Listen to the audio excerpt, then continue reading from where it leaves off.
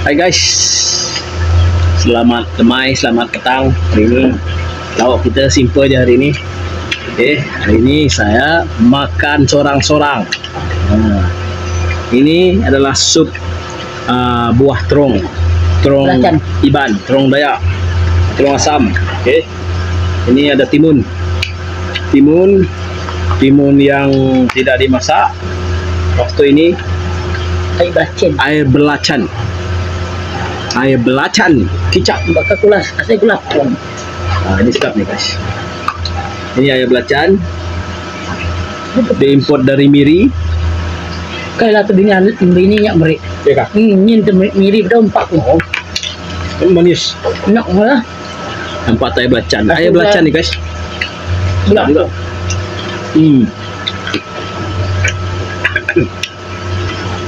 Ini sup. Wah, dia tak campur apa-apa tapi sedap juga. Dia tahan. Sedap juga guys, walaupun kosong. Cuma dia Belacan. Belacan enggak? Campur belacan gitu enggak? Ya, ini pun sup belacan buah terong Dayak, terong asam. Nasi panas. Sedap.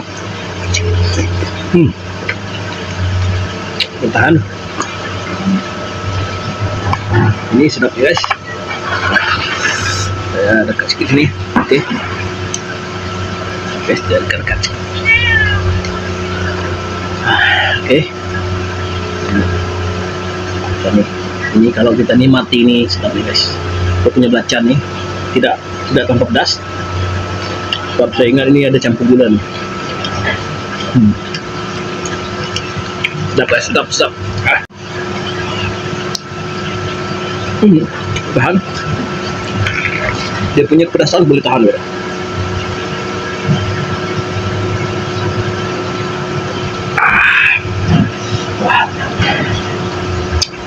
Ini satu orang saya minum.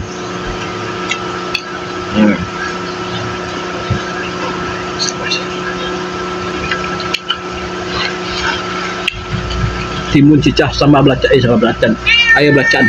Ini air belacan.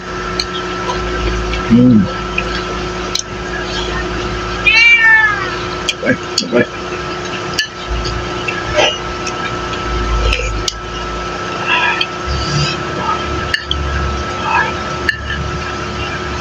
Terong ni pun kalau cicah sini pun sedap juga nih.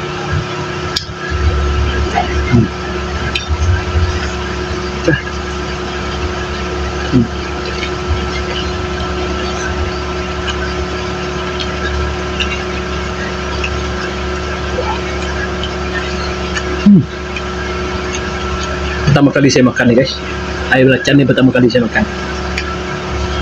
Belum pernah, sebelumnya belum pernah. Biasa buat belacan, sambal belacan, tapi hari ini kita makan air belacan guys, pertama kali. Makan timun dengan air belacan. Timun tidak pertama kali, tapi air belacan yang pertama kali. Dia punya rasa manis-manis. Dah. Okay.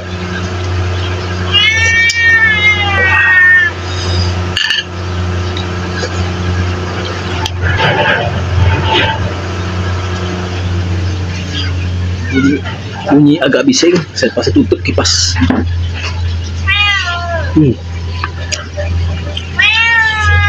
Ini pun kalau kuah ini sedap juga guys. Wah. Terong pun dia masak sekali dengan air belacannya juga guys.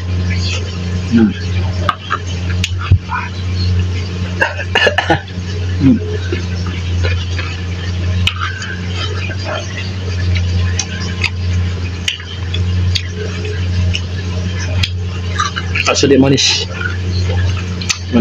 pedas.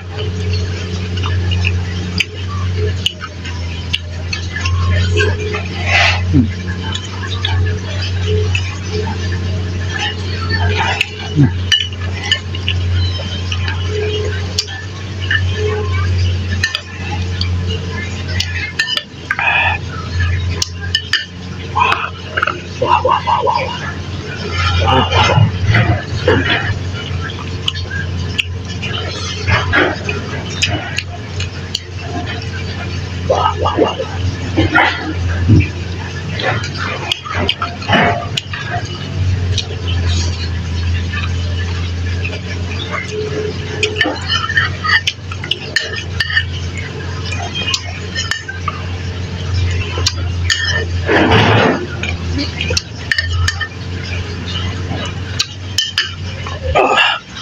Rasa dia manis pedas.